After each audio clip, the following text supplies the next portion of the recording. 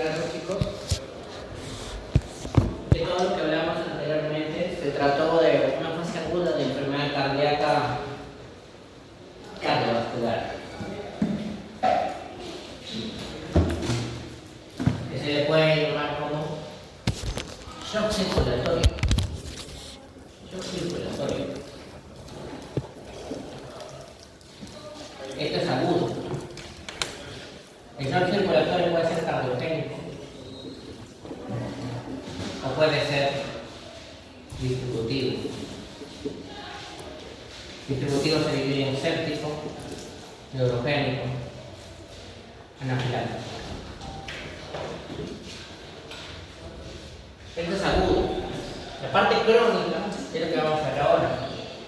La parte crónica es lo que el libro propiamente dicho llama insuficiencia cardíaca. Insuficiencia cardíaca. ¿Ya?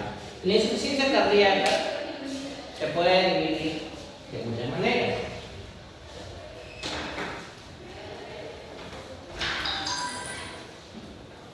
Disfunción sistólica y diastólica. ¿Cómo es esto? Muy sencillo.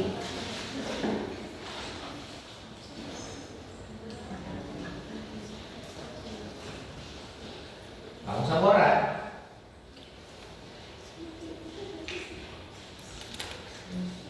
Y vamos a dibujar nuestro corazoncito.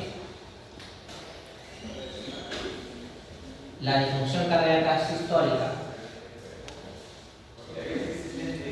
se caracteriza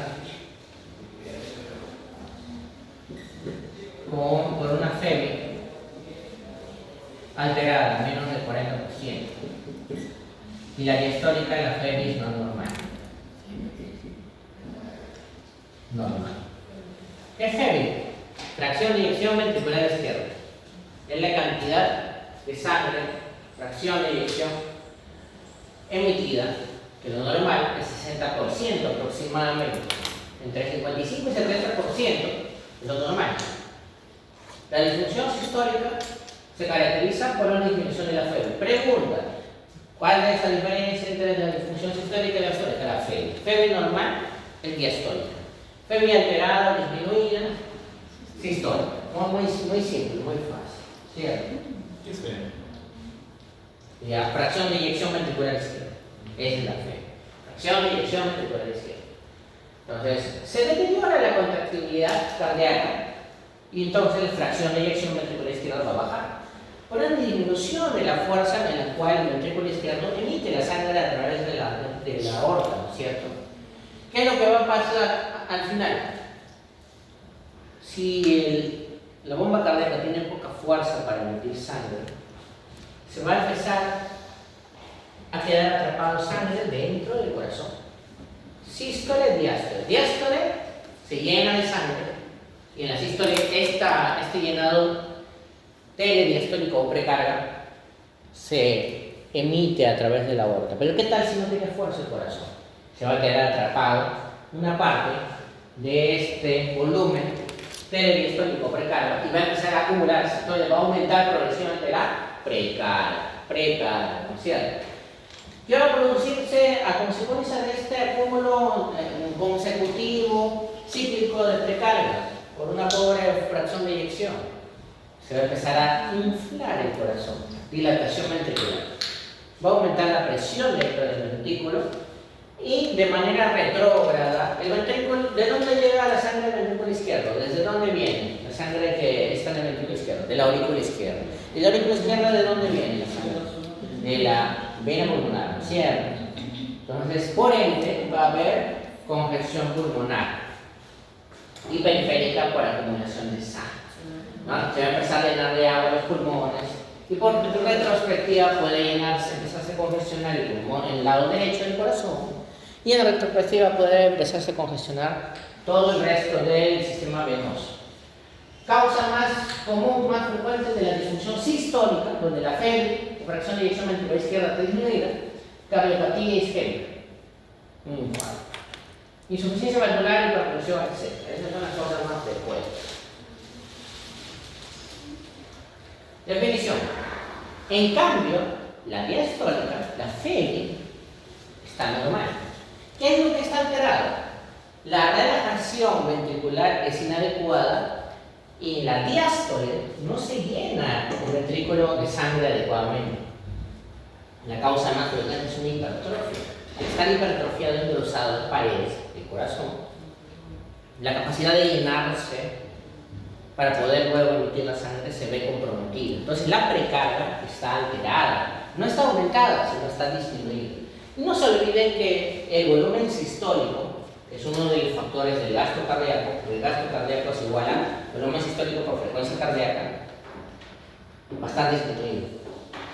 Si hay un pobre llenado diastólico, no va a haber una adecuada volumen sistólico y por ende no va a haber un adecuado gasto cardíaco. Esa es la característica de la disfunción diastólica. Por más que tenga fuerza la bomba cardíaca para poder emitir la sangre, la FEBI sea normal, al no tener fluido dentro del corazón, al comenzar la diástole adecuada, no va a emitir un adecuado volumen sistólico. Y eso va a devenir en un gasto cardíaco disminuido y va a haber lo mismo, una congestión pulmonar. Y hay una característica muy importante, que esta disfunción diastólica empeora con la taquicardia. ¿Por qué empeoraría con la taquicardia? Porque la taquicardia no le da tiempo para llenarse adecuadamente y emitir la sangre. Llenarse y emitir la sangre. O sea, por ejemplo, 100 latidos por minuto quiere decir que hay 100 latidos cada 60 segundos. Cada ciclo cardíaco, ¿cuánto sería? 60 entre 100, ¿cierto? ¿Cuánto es 60 entre 100?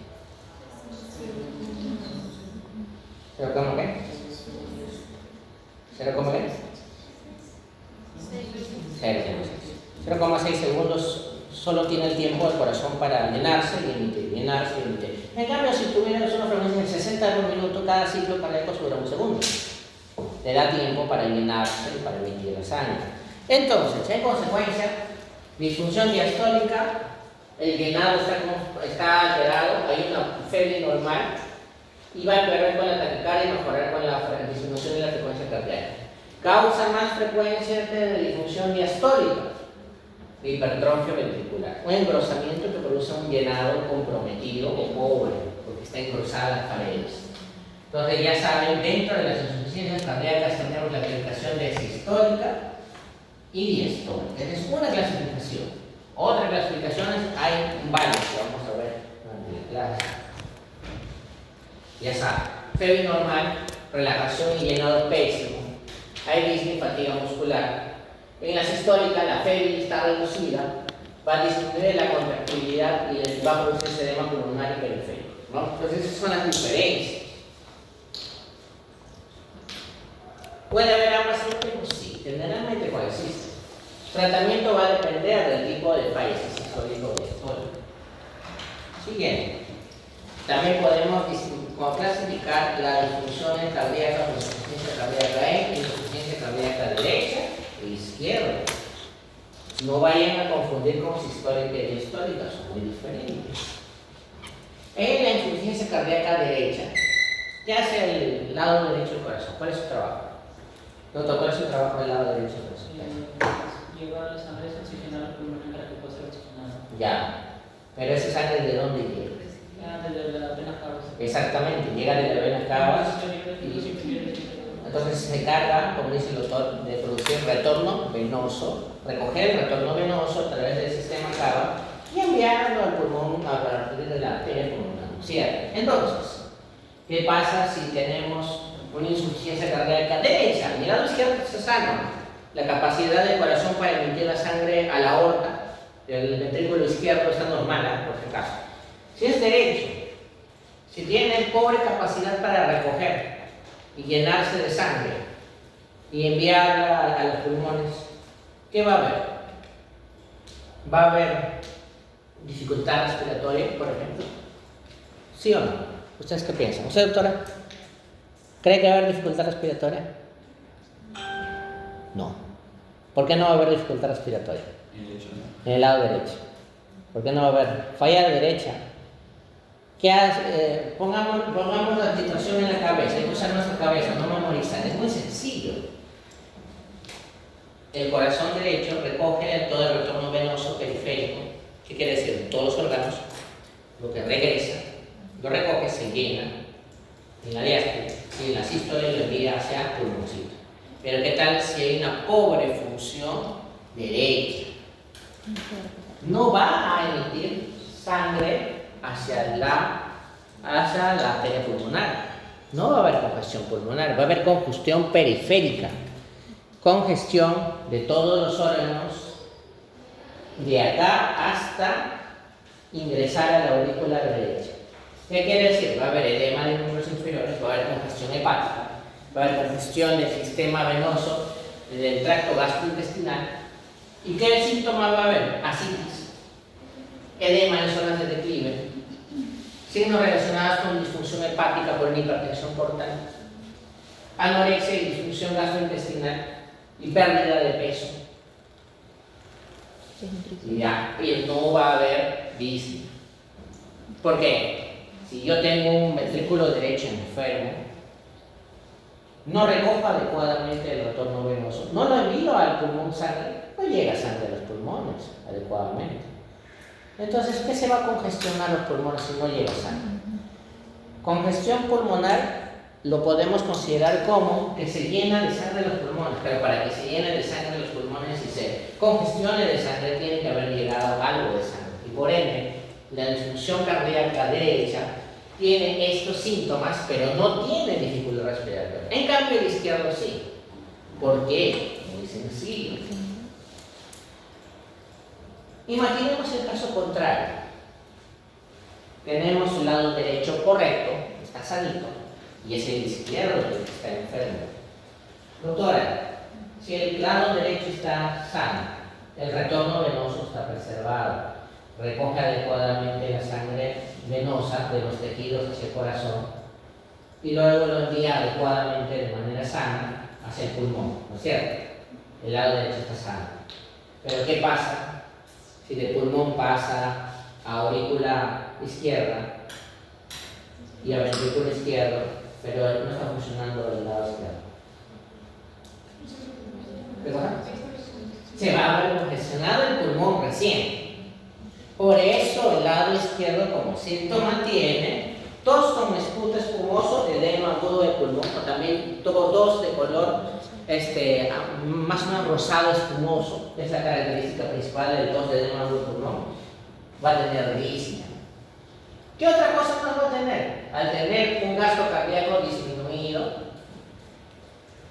va a haber pobre congestión pulmonar, pobre perfusión de los tejidos, va a haber cianosis, va a haber intolerancia al ejercicio, va a haber hipoxia.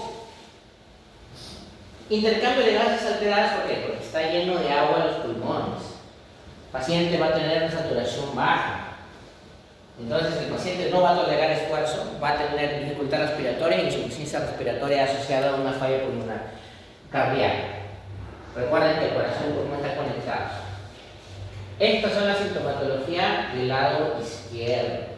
Muy bien, entonces podemos distinguir también en falla cardíaca derecha y falla cardíaca izquierda. Esa es otra manera de dividir. Y tiene su sintomatología bien sencilla de entender. Muy bien, disfunción ventricular derecha. Dificultad para mover sangre desoxigenada hacia los pulmones. Desde todo el sistema derecho, venoso, retorno venoso, enviado a los pulmones. ¿Qué es lo que va a haber? Reducción del flujo sanguíneo pulmonar. No va a haber edema pulmonar, porque no llega sangre a los pulmones. Disminución del gasto cardíaco izquierdo. Congestión venosa sistémica, edema periférico. No se olvide, disfunción ventricular derecha está caracterizado por edema periférico. Y edema periférico, edema de las piernas, zonas de declive, edema del hígado, edema del sistema gastrointestinal. No se olviden, pérdida de peso. Pérdida de peso, hepatomegalia y edema en miembros inferiores, pérdida de peso, ¿no es cierto? Edema periférico. En cambio, la falla izquierda es edema pulmonar. Edema pulmonar. El paciente va a tener su edema, va a ganar peso, pero no peso por nutrición, a bien se desnutre, va a ganar peso en agua para retener líquidos. Es agua lo que requiere. No peso, no sube el peso por suba de masa muscular, sino que habría el peso de masa muscular, pero ganancia de agua. Y congestión visceral. Si disminuye la capacidad de recoger todo el retorno venoso hacia el lado derecho, congestión hepática, ¿cierto? Congestión hepática, distensión tubular, ascitis esplenomegalia. Causas de la disfunción ventricular derecha. Causa común, la disfunción izquierda, o sea, van de la mano. Pero a veces es aislada, como por ejemplo la hipertensión pulmonar. ¿Qué es la hipertensión pulmonar? El aumento de la presión a nivel de la arteria pulmonar. ¿Por qué aumentaría la presión a nivel de la arteria pulmonar? ¿A mí me puede decir?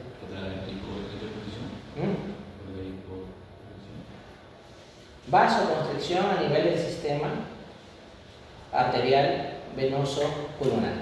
Vasoconstricción. ¿No es cierto? Entonces, ¿qué causaría vasoconstricción? Enfermedades pulmonares. Y otro es redistribución de flujo, embolia. Una embolia pulmonar, ¿qué hace? ¿Qué es una embolia? Un coágulo de otro sitio viaja por el cuerpo y en este caso en vez de irse al cerebro se va al pulmón, ¿cierto? Si tapa el pulmón y así como en el cerebro infarta una sección del pulmón, esa sección del pulmón queda clausurada, muere y ya no pasa sangre por ahí.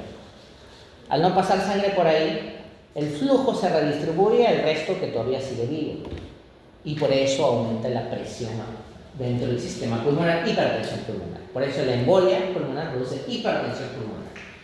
Otra enfermedad, una fibrosis pulmonar con el tiempo, por ejemplo, después de que haya tenido neumonías, COVID, tuberculosis. La fibrosis pulmonar, cuando hablamos de fibrosis, ¿de qué hablamos?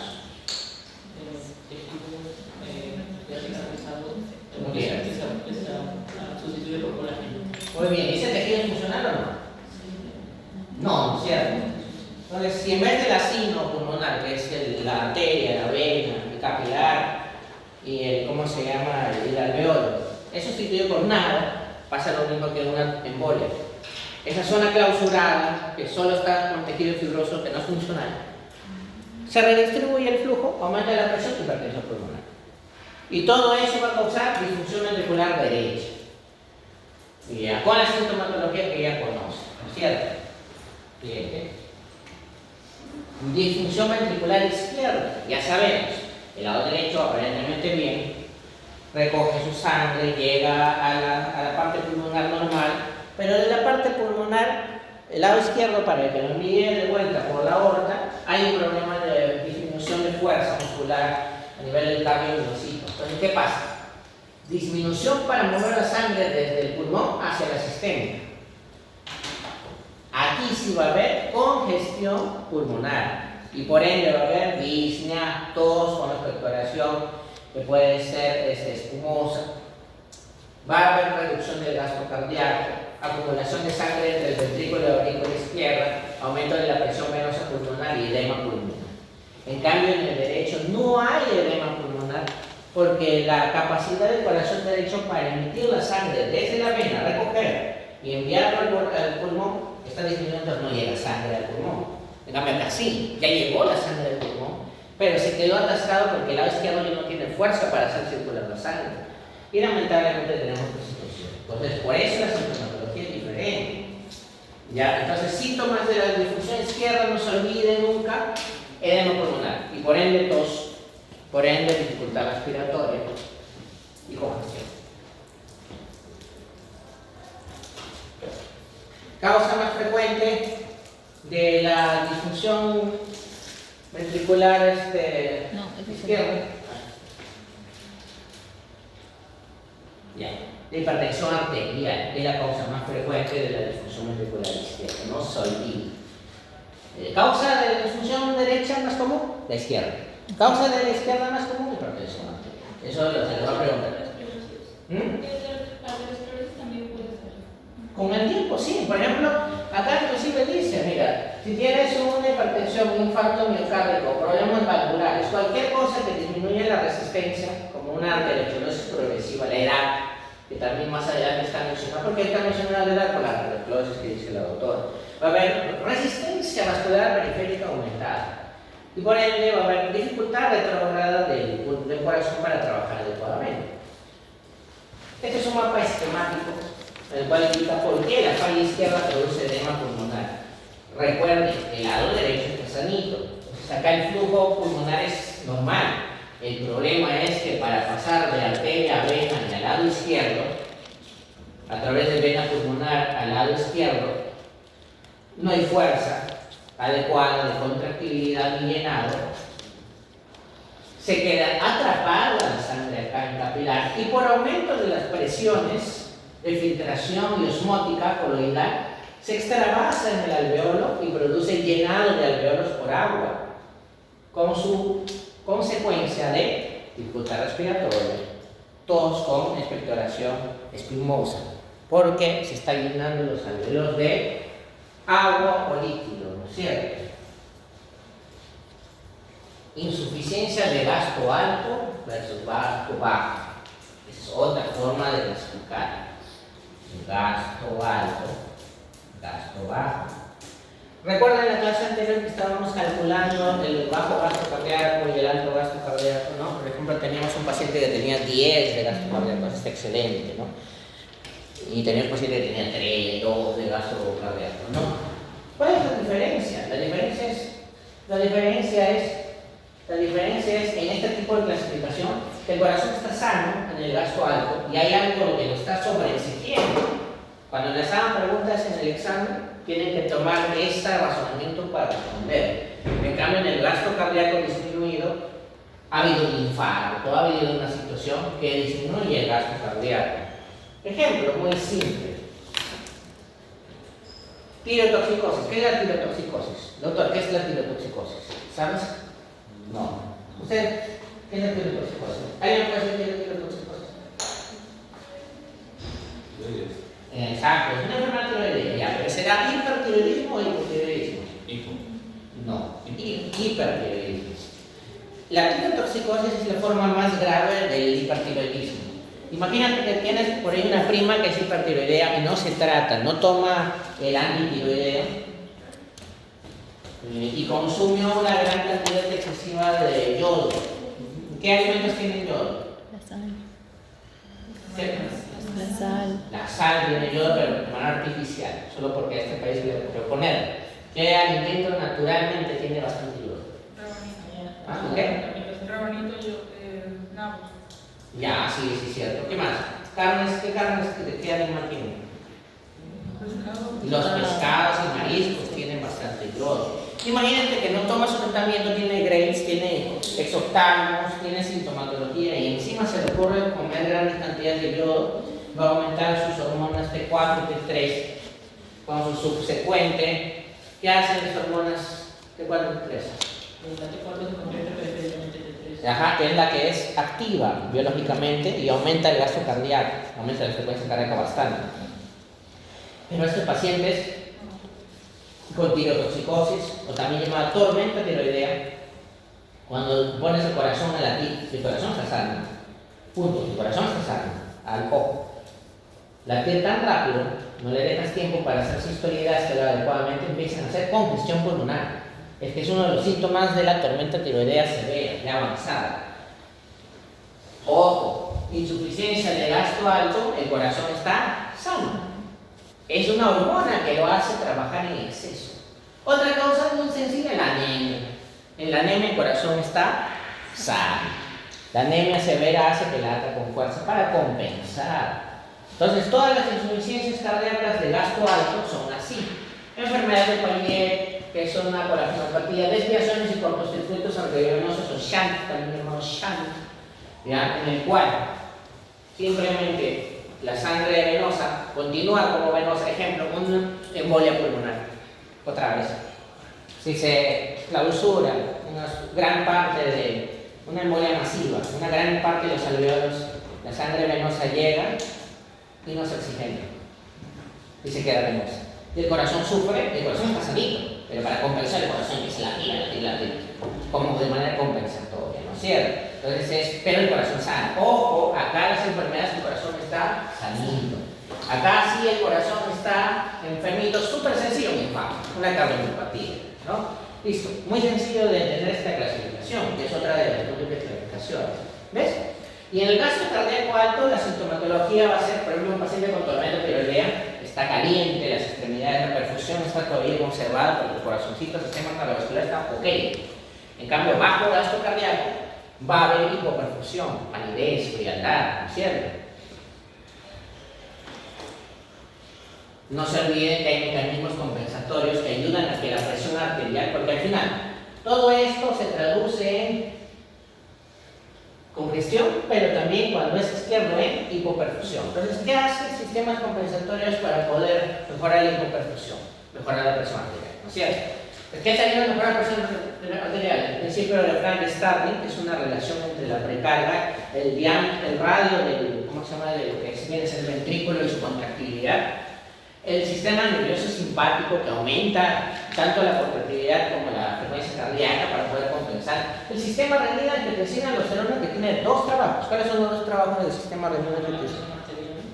Mejorar la presión arterial aumentando la resistencia vascular sistémica. Entonces se produce vasoconstricción. ¿Y también qué? ¿Qué más hace?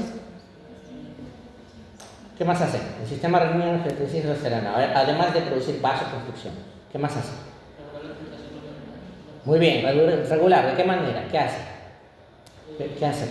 Hace que, por ejemplo, la angiotensina haga vasoconstricción en la arteriola inferior. No, eso sí, eso ya hemos hablado. Vasoconstricción ya dijimos. ¿Qué más? Por la aldosterona incrementa la retención de sodio. Exactamente. Rescata agua a partir del sol. Entonces tiene dos chambas el sistema renina-angiotensina-aldosterona. Vasoconstricción y retención de agua para compensar la hipotensión y mejorar un poquito la presión arterial. Y otro mecanismo compensatorio es el péptido natriurético. ¿Ya? El péptido natriurético atrial y también el péptido natriurético cerebral, vamos a ver más adelante. Y obviamente la hipertrofia, remodelación miocárdica con el tiempo, el corazoncito trata de aumentar su fuerza, como cualquier músculo es capaz de hipertrofiarse con el ejercicio y cambiar su configuración, que muchas veces lamentablemente llega a ser malsano. Principio. Ya lo saben, ¿no? Entonces, la elasticidad, el retroceso, la capacidad de llenarse y la contractilidad o retroceso elástico es lo que le da fuerza al principio de Frank-Starling. Esto de acá ya lo saben, es el sistema de renina-angiotensina y hablamos. La remodelación cardíaca. Según mecanismo de Frank-Starling, va a haber una elevación crónica de la presión al final de la diástole, o sea, mejorar el llenado para que tenga un buen llenado.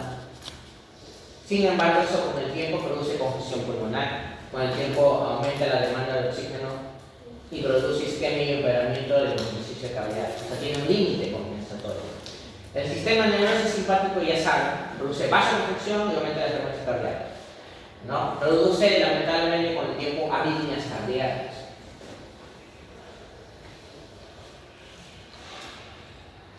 La angiotensina, la aldosterona, ya sabemos las dos chamas que tengan. El péptido natriurético. Pregunta de examen: ¿cuál de los siguientes exámenes ayuda a identificar de manera sencilla una insuficiencia cardíaca? Un dosaje de péptido natriurético.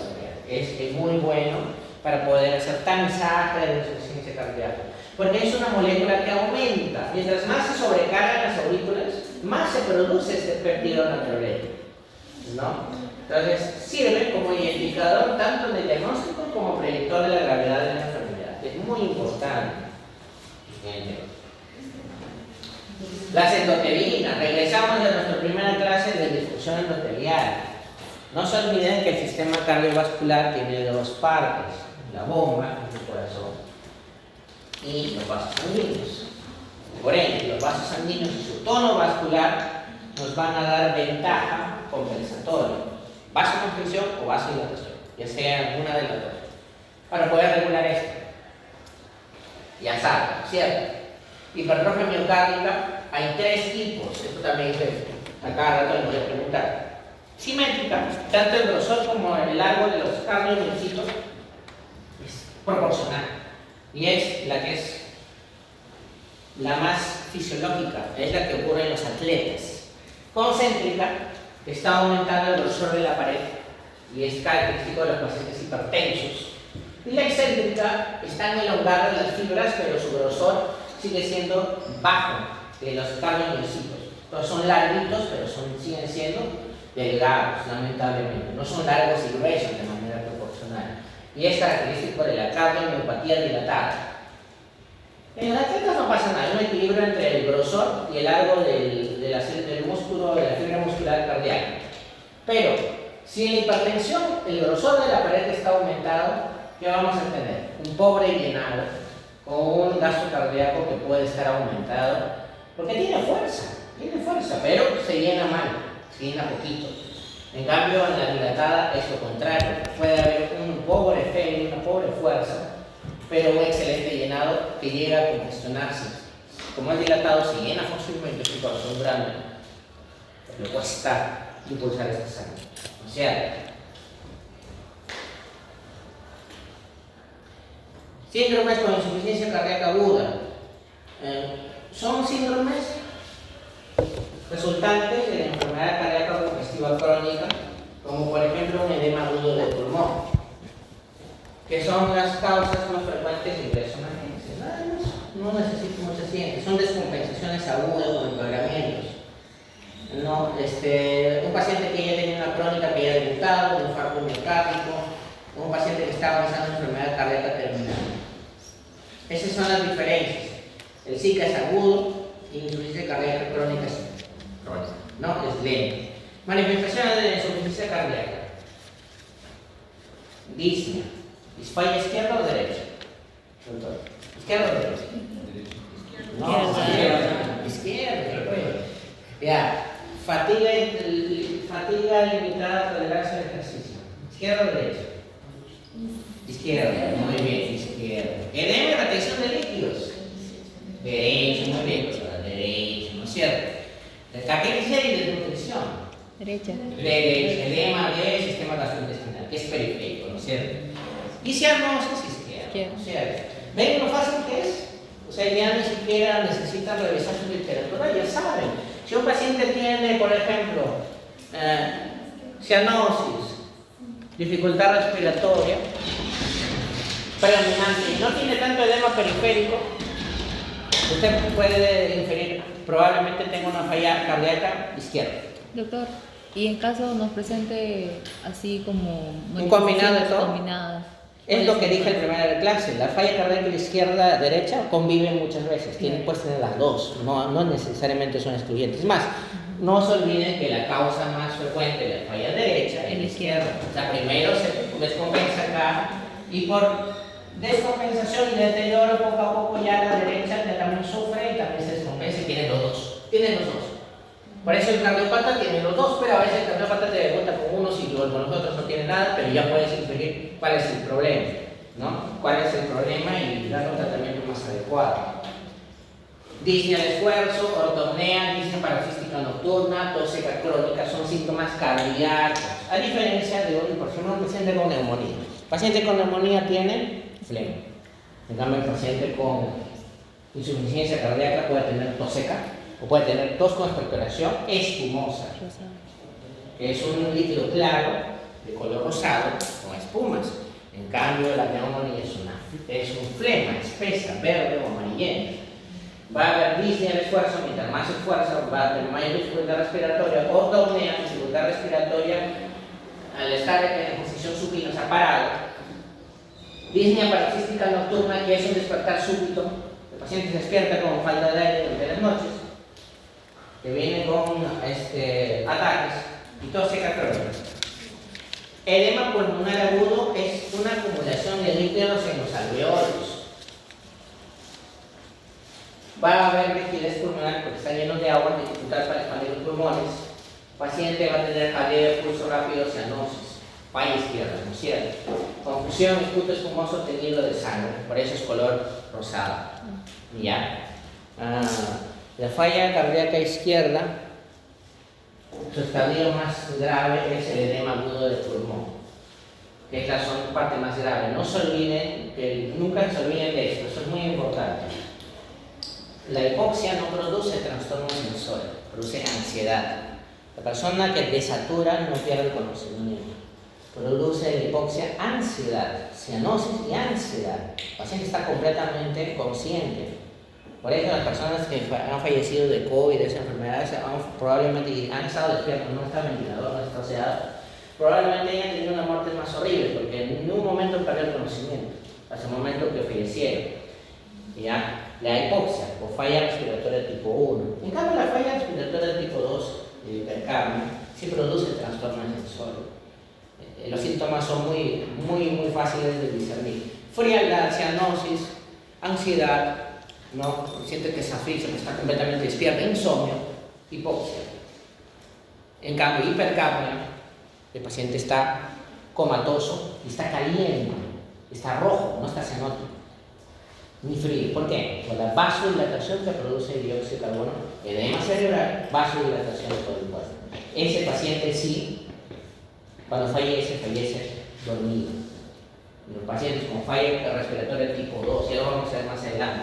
Entonces no se olviden que el jadeo, todas esas situaciones de ansiedad son característicos de la hipoxemia. Fatiga y confusión mental cuando es extremo, alteración de la memoria, ansiedad, agitación y insomnio. Alteración asociada a los edemas, puede haber micturia cuando el paciente todavía está compensado el riñón, todavía es capaz de orinar el exceso líquido, oliguria cuando está grave y ya no hay buena perfusión de los riñoncitos, ascitis que simplemente es edema alrededor de la zona abdominal, hidrotórax, no se olviden que también hacen derrames pleurales cardiópatas, especialmente del lado derecho.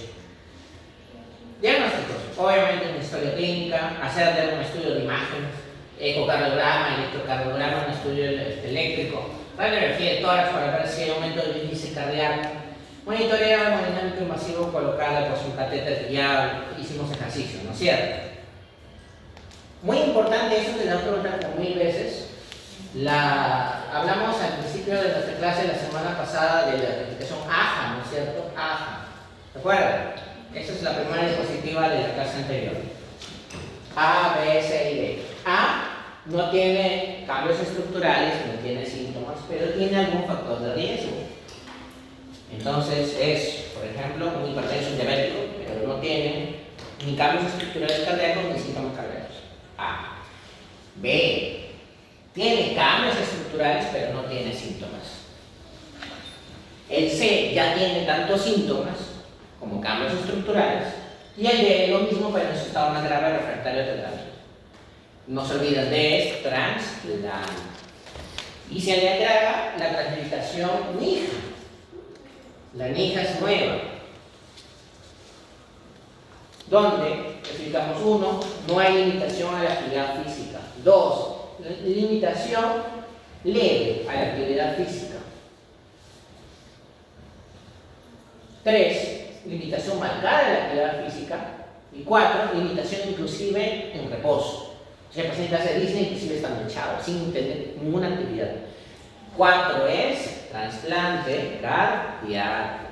Y se les va a preguntar siempre, ¿qué clase funcional NIJA corresponde a clase funcional AJA? Y es muy sencillo. La última clase funcional. Trasplante. Ya, la última clase funcional NIJA, que inclusive al reposo tiene disnea, corresponde con la clase funcional D, de esta manera.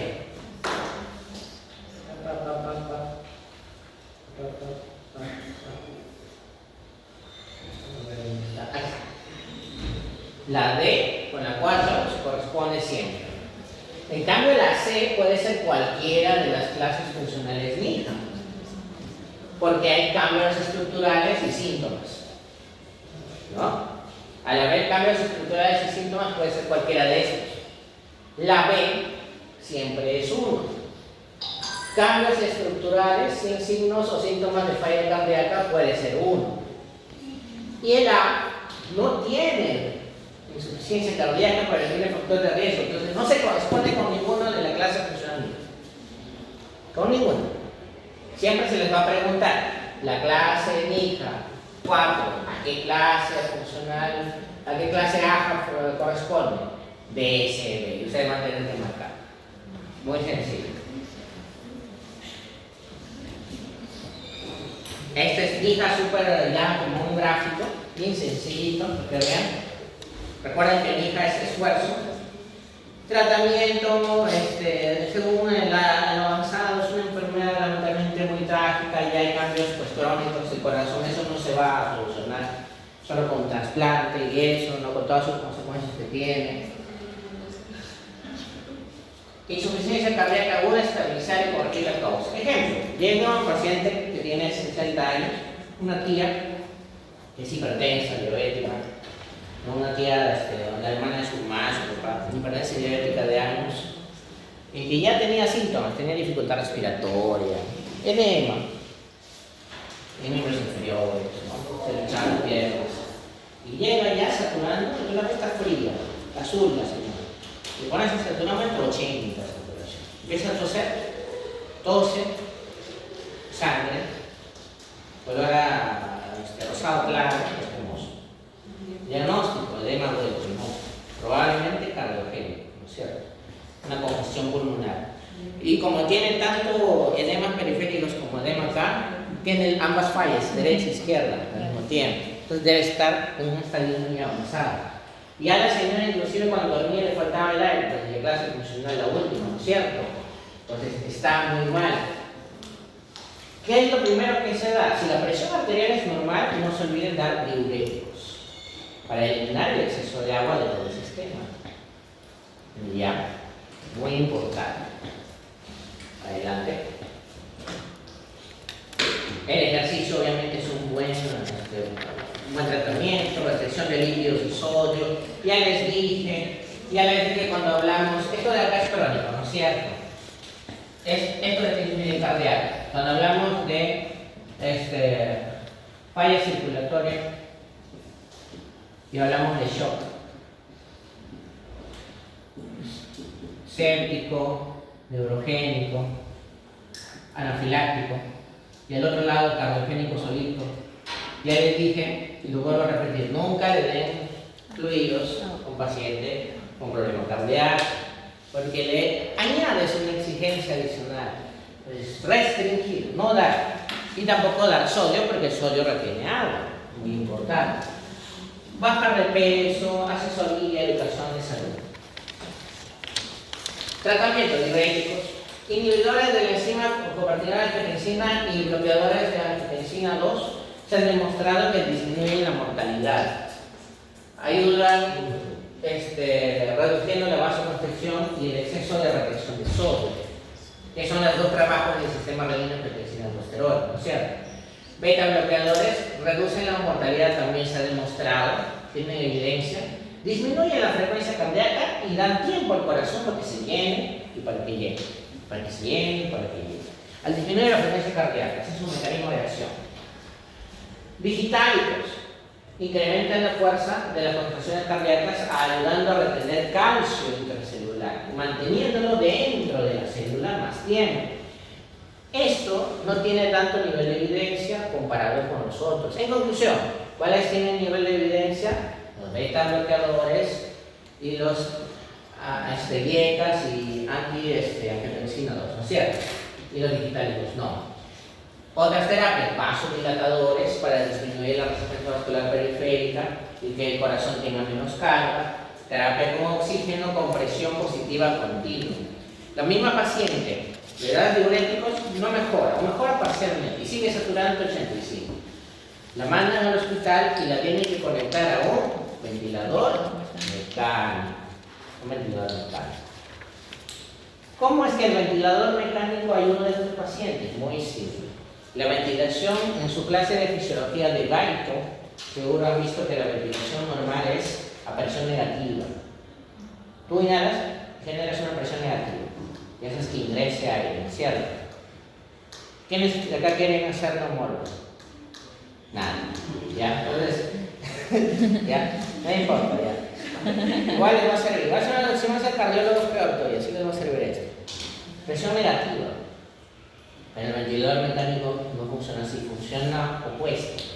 El ventilador mecánico sopla presión positiva a tus pulmones Y al soplar y generar una presión positiva intratorácica, va a empujar del alveolo el agua. Recuerda que este es el alveolo y este es el capilar arteriovenoso pulmonar. Y el agua que está acá, si llega a presión positiva, va a hacer que esto que está extravasado parcialmente se regrese a su lugar. Por eso la presión positiva continua, o también llamado CPAP, es un tratamiento del edema agudo del pulmón, ya cuando no funcionan otras terapias.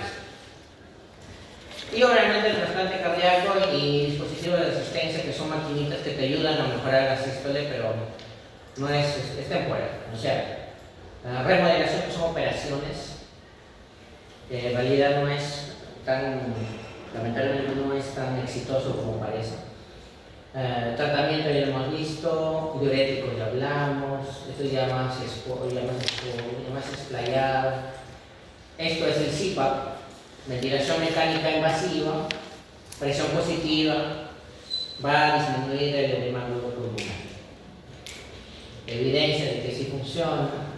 Resincronización, que es estímulos eléctricos para ayudar al corazón a latir más adecuadamente. Ya hablamos del trasplante. Remodelación del ventrículo izquierdo ya hablamos.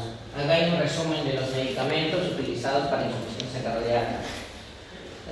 Este es un dibujo de la leyenda de los digitálicos. Los digitálicos, no se olviden, que son medicamentos que ayudan a que el calcio permanezca más tiempo en la célula. Y si bien no tiene un nivel de evidencia, sí ha mejorado la sintomatología de muchos pacientes, pues mejoran la contractilidad cardíaca. Ahora, los digitálicos son los medicamentos de uso más antiguo. ¿Los 5? ¿Ah? No, ¿dónde está? No, el 4. Por el. Ya. ¿Tiene alguna leyenda de... No sé. ¿Tienen alguna leyenda detrás? Esta señora curaba a un montón de gente durante el Renacimiento, me parece, que tenía falla cardíaca. Inclusive los sacerdotes de la iglesia se le acercaban para ser tratados y se curaban de falla cardíaca. Entonces, ¿qué hace el señor? El señor se llama William Whittle.